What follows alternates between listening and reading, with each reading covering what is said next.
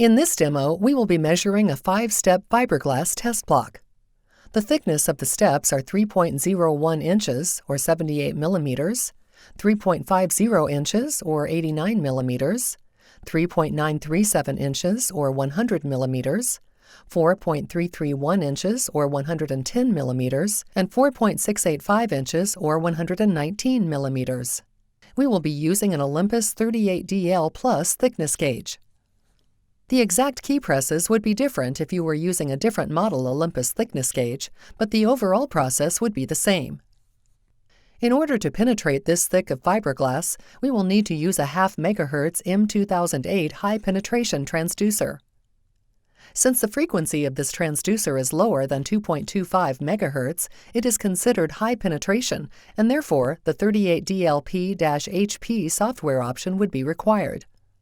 The first step would be to connect the transducer and plug the transducer cable into the TR1 at the top of the instrument. Then turn the instrument on. Once the instrument is on, press the XDCR recall key.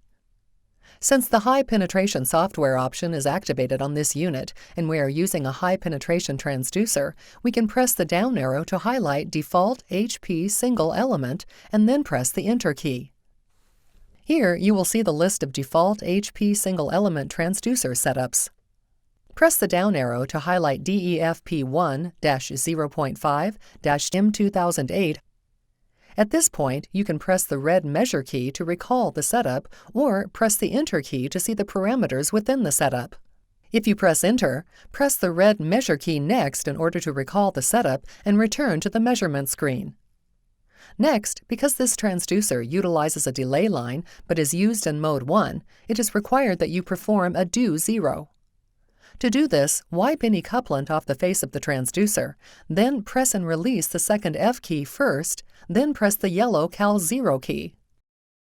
This allows the gauge to compensate for the time through the delay line. The default setup we recalled has a default sound velocity for fiberglass, since this transducer is most commonly used to measure thick composites.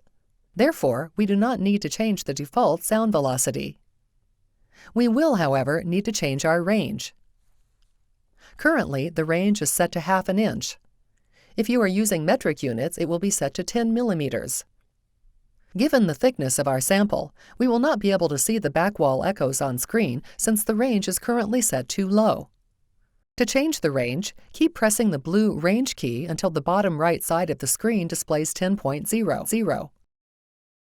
If you are using metric units, it will be set to 200.0. We set our range based on our thickest step, which is 4.685 inches or 119 millimeters. If we set our range so we can see the back wall echo from the thickest step, then the back wall echoes from the thinner steps will appear sooner in time and be displayed on screen. We can now apply couplant to the part and couple the transducer onto the sample. We will start by coupling onto the thickest step. We do not get a reading, but we do observe a weak signal in the area we would expect the signal to appear based on the range and the thickness being measured. Since the signal is too low in amplitude to be measured, we need to increase the gain. To do this, press the Wave Adjust key. This will bring up the setup parameters at the bottom of the screen. Press the down arrow to the gain settings. Once you get to max gain, you will see the yellow gain line, which identifies which of the 3 gain settings need adjustment.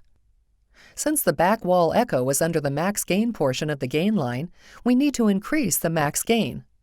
Use the right arrow to increase the max gain. Increasing the max gain will also adjust the TDG slope. Eventually, the back wall echo is no longer under the max gain line and is now under the TDG slope line. Therefore, we need to increase the TDG slope. To do this, press the down arrow to TDG slope, then press the right arrow to increase the TDG slope. You may need to go back and forth and adjust both the TDG slope and the max gain until the back wall echo is detected. Now we are getting a reading. Before we calibrate, we want to make sure the other steps on the test block are able to be measured. Couple onto each step of the test block to make sure you are able to get a reading.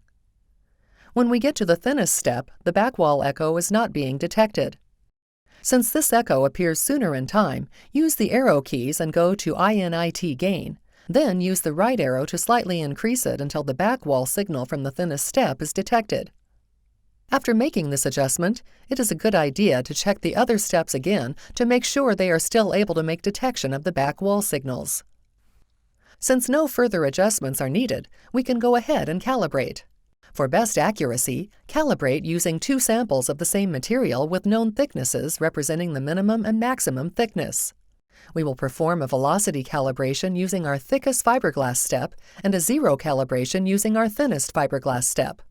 To do this, we will first press the yellow Cal-Vel key and then couple onto the thickest step. Once you have a steady reading, press the Enter key. Then use the arrow keys to change the value to 4.685 inches or 119 millimeters. Then press the yellow Cal-Zero key and then couple onto the thinnest step. Once you have a steady reading, press the Enter key.